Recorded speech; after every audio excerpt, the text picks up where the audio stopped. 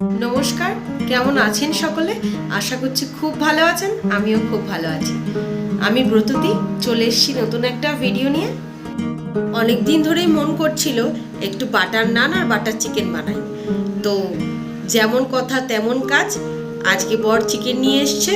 আজকে butter chicken আর butter নান বানাবো। তো চলুন ভিডিওটা দেখতে থাকুন, আশা করছি খুব ভালো লাগবে। তো দেখতেই পাচ্ছেন আমি ময়দা নিয়ে নিয়েছি। যেহেতু বাটার নান বানাবো ওই জন্য ইস্ট নিয়ে নিয়েছি, 1 চামচ মতন নিয়েছি। ময়দার মধ্যে নুন দিয়ে দিলাম, আর এদিকে উষ্ণ গরম জল করে নিয়েছি, খুব গরম না, তার মধ্যে একটু চিনি মিশিয়ে নিচ্ছি আর দিয়ে দেবো ইস্টটা।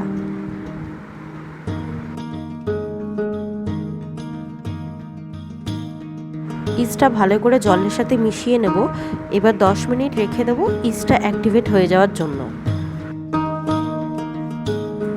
ওটা অ্যাক্টিভেট হতে থাক। এদিকে মাংসটা ধুয়ে নিয়েছি, ভালো করে মাংসটা ধুয়ে নিয়ে এবার একটু টক দই দিয়ে দেবো। টক দইটা একটু বেশি পরিমাণেই দিচ্ছি যাতে গ্রেভিটা ভালো হয়।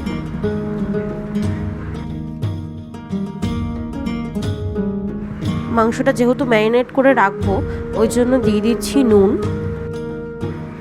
হলুদ গুঁড়ো দিয়ে দিচ্ছি,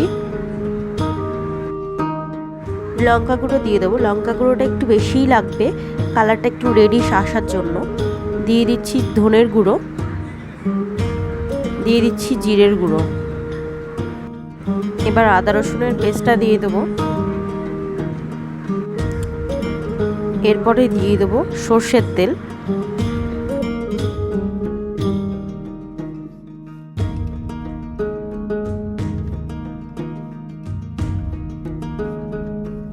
বেসিক কিছু মশলা দিলেই হয়ে যাবে। মাংস ম্যারিনেট করতে খুব একটা বেশি মশলা লাগে না। চাইলে এখানে মিট মশলা বা চিকেন মশলাও দেওয়া যেতে পারে, আমি দিইনি। মিট মশলা, চিকেন মশলা এইগুলো দিলে টেস্টটা আবার অন্যরকম হয়ে যায়। ভালো করে সবগুলো ম্যারিনেট করে নিচ্ছি, রেখে দেবো 1 ঘন্টা মতন।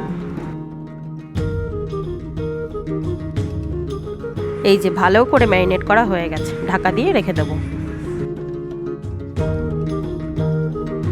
এদিকে 10 মিনিট হয়ে গিয়েছে, ইস্টটা অ্যাক্টিভেট হয়ে গেছে। ময়দার মধ্যে দিয়ে দিচ্ছি। ময়দাটা মেখে রেখে দিতে হবে কিছুক্ষণ ফ্লাফি হওয়ার জন্য, তো ওই জন্য ময়দাটা মেখে নিচ্ছি। এর মধ্যে তেল দিয়েছিলাম, তেলের ক্লিপটা অ্যাড করতে ভুলে গিয়েছি, বলে দিলাম মুখে। এই যে মাখা হয়ে গেছে, আর কতটা নরম করে মেখেছি সেটা দেখিয়ে দিচ্ছি। এতটা নরম করে মেখে নিয়েছি। এবার কিছুক্ষণ রেস্টে রেখে দেবো, তাহলে আরও নরম হয়ে যাবে আর ফ্লাফি হয়ে যাবে। এদিকে কড়াই বসিয়ে দিয়েছি। বাটার চিকেন মানে আসল মশলাটা দরকার, তো সেই মশলাটার জন্য কড়াইয়ে তেল দিয়ে দিলাম। 2 চামচ মতন তেল দিয়ে দিচ্ছি, একটু বাটার দিয়ে দিচ্ছি। বাটার চিকেনে তো বাটারটাই মেন।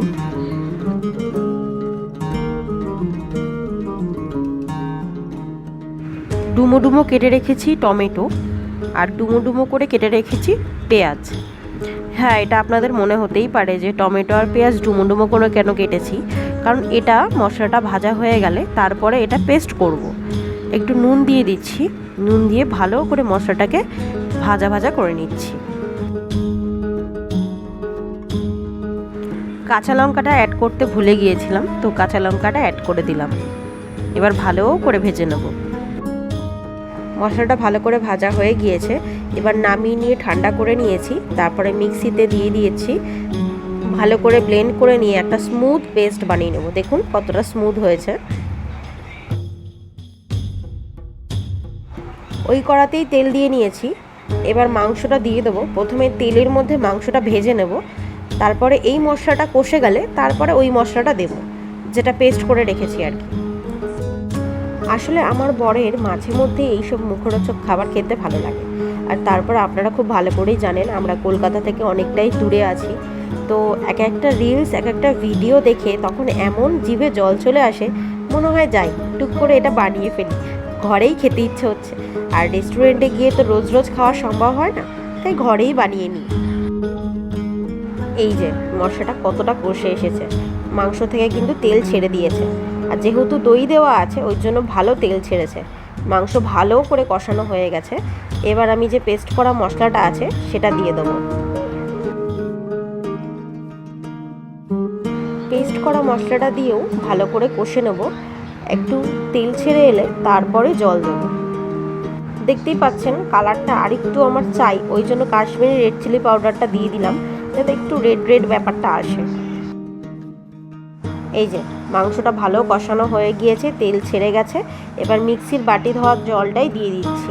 বেশি তো জল হবে না, যেহেতু আমরা এটা বাটার নানের সাথে খাবো, মানে নানের সাথে বলতে পার রুটি জাতীয় জিনিসের সাথে খাবো, তো বেশি আমাদের ঝোল লাগবে না, একটু কষা কষাই রাখবো, জাস্ট হালকা গ্রেভি যতটুকু দরকার ততটুকু। এই যে পুরো কমপ্লিট, দেখুন কতটা সুন্দর লাগছে। এই যে বাটার চিকেন প্রায় রেডি হয়েই এসছে, ঝোল মোটামুটি ভালোই শুকিয়ে এসছে। আর এর থেকে বেশি শোকাবো না, একটু ওপর থেকে কাসুরি মেথি ছড়িয়ে দিলাম যাতে সেন্টটা খুব ভালো আসে। চিকেনের অন্য আইটেমে যতটা না কাসুরি মেথি ভালো লাগে, বাটার চিকেনে একটু কাসুরি মেথি দিলে ওটা আরও বেশি স্মেলটা ফুটে ওঠে, ওই জন্য কাসুরি মেথি দেওয়াটা মাস্ট কিন্তু। আর সব থেকে ইম্পর্টেন্ট যেটা দরকার সেটা হলো বাটার। এই যে বাটার দিয়ে দিলাম, একটু বেশি করেই বাটারটা দিলাম। আজকে একটু বেশি করেই বাটার খেয়ে নিই। সব যখন এত কষ্ট করে অ্যারেঞ্জ করে বানাচ্ছি, তাহলে একটু টেস্ট হবে সেরকম কিছুই তো করতে হবে বলুন, নাহলে পুরো খাটনিটাই বৃথা হবে। এবার নামিয়ে নিচ্ছি, আমার রান্না কমপ্লিট। এই যে বাটার চিকেনের ফাইনাল লুক। এদিকে ময়দাটা ভালো ফুলে উঠেছিল, ভালো করে গোল্লা করে নিয়েছি। এই যে বেলেও নিয়েছি, বেলার ক্লিপটা নিতে পারিনি, আর ময়দাটা যে ফুলে উঠেছিল ভালো মতন সেই ক্লিপটাও নিতে ভুলে গেছি। দেখতেই পাচ্ছেন রুটিটা কীরকম নান রুটির মতন ফুলে যাচ্ছে। যেহেতু আমি নান পরোটা টাইপের বানাবো, তো একটু বাটার আগে থেকেই গলিয়ে নিয়েছিলাম। এবার এইটার মধ্যে বাটারটা লাগিয়ে নেব। ময়দাটা এতটাই নরম হয়ে গিয়েছে, বেলে চাটু অবধি দিতে দিতেই শেপ নষ্ট হয়ে যাচ্ছে। দেখুন তেরা বেঁকা হয়ে গেছে। তাও আমি চেষ্টা করেছি চাটুর মধ্যে দিয়ে হাত দিয়ে ভালো করে চারিদিকটা ছড়িয়ে দিয়েছি যাতে শেপটা খারাপ না লাগে। এই যে আমি গলিয়ে রেখেছিলাম বাটারটা, সেই বাটারটা দিয়ে দিচ্ছি। একটু কড়া করেই ভেজে নেব, কারণ যতই হোক এটা তো বাটার নান না, তো বেশি হালকা ভাজবো না, একটু কড়া করেই ভেজে নেব। তো যেটা বলছিলাম, আমরা কলকাতা থেকে এত দূরে আছি, তো আমার শ্বশুর বাড়িতে টুকটাক টুকটাক ভালোই রান্না হয়, মানে তড়কা বলুন, ঘুগনি বলুন, ছোলার ডাল বলুন, মানে রোজই লেগেই আছে। তো সেইটা এখানে যাতে ও মিস না করতে পারে, তাই জন্যই রোজই টুকটাক টুকটাক করে এক একটা আইটেম বানানো আর কি, যাতে ও না মিস করে আমিও না মিস করি। আর সব থেকে বড় কথা হলো কি বলুন তো, ওর এই বিষয়ে খুব ইন্টারেস্ট, মানে এই নতুন একটা এক্সপেরিমেন্ট করব, নতুন একটা জিনিস বানাবো, এইটা ওরও খুব এক্সপেরিমেন্ট করতে ইচ্ছা হয়, আমারও খুব ভালো লাগে নতুন কিছু বানাবো, নতুন কিছু খাবো। তো ওই জন্য আর কি হয়ে যায় দুজনের প্রচেষ্টা।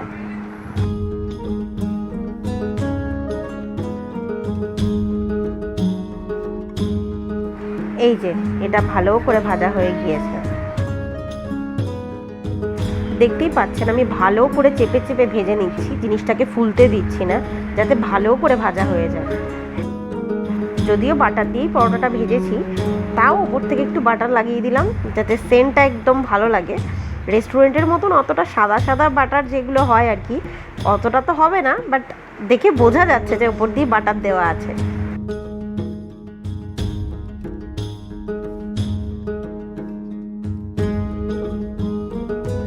ভালো করে বাটার দিয়ে ভাজা হয়ে গেছে, এবার আমি এটা তুলে নেব। আর একটা বেলে নিয়েছি, এই দেখুন ভালো করে সেঁকে নিচ্ছি। ময়দাটা যে কতটা ফ্লাফি হয়েছে সেই ক্লিপটা আমি নিতে ভুলে গিয়েছি, না হলে দেখাতে পারতাম ময়দাটা কত নরম হয়েছে, মানে হাত দিয়ে ধরে রাখা যাচ্ছে না, নিচের মধ্যে পড়ে যাচ্ছে ছিঁড়ে। তো এতটাই ফ্লাফি হয়েছে, আর পরোটাগুলো সত্যি অনেক মোটা মোটা হয়ে ফুলছে। গোল্লাগুলো তো দেখেইছেন কত বড় বড় করে করেছি লেচিগুলো।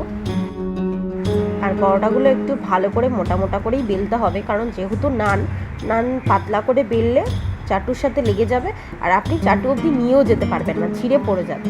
তো একটু মোটা মোটা করেই বেলতে হবে, যেহেতু এত সফট হয় আর নরম হয়।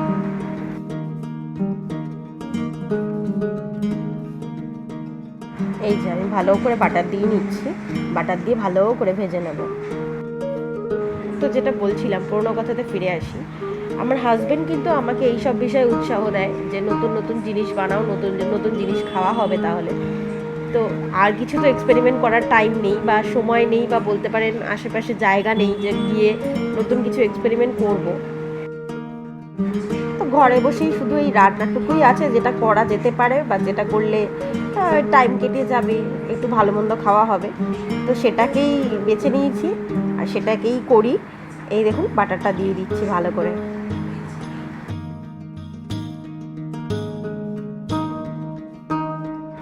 তো এই রকম এক্সপেরিমেন্টাল মাথা নিয়ে, বুদ্ধি নিয়ে আর পাশে পরকে নিয়ে আশা করছি আরও নতুন নতুন ভালো ভালো ভিডিও দিতে পারবো, নতুন নতুন খাবারের আইটেমের ভিডিও দিতে পারবো। তো সবাই সাপোর্ট করবেন, লাইক করবেন, কমেন্ট করবেন, সাবস্ক্রাইব করবেন, ফলো করবেন। আশা করছি ভিডিওটা আপনাদের খুব ভালো লাগবে। তো এইভাবেই সাপোর্ট করে যাবেন আমাকে। Thank you. এই যে খাবারটা বেড়ে নিয়েছি, তার আগে আমাদের টেস্ট হয়ে গেছে, অসাধারণ হয়েছিল কিন্তু। তো চলুন, ভিডিওটা কেমন লাগলো অবশ্যই কমেন্টে জানাবেন, আর যদি ভালো লেগে থাকে লাইক করে দেবেন, সাবস্ক্রাইব করে দেবেন। দেখা হচ্ছে পরের ভিডিওতে, আর ততক্ষণ ভালো থাকবেন, সুস্থ থাকবেন, হাসি খুশি থাকবেন। বাই।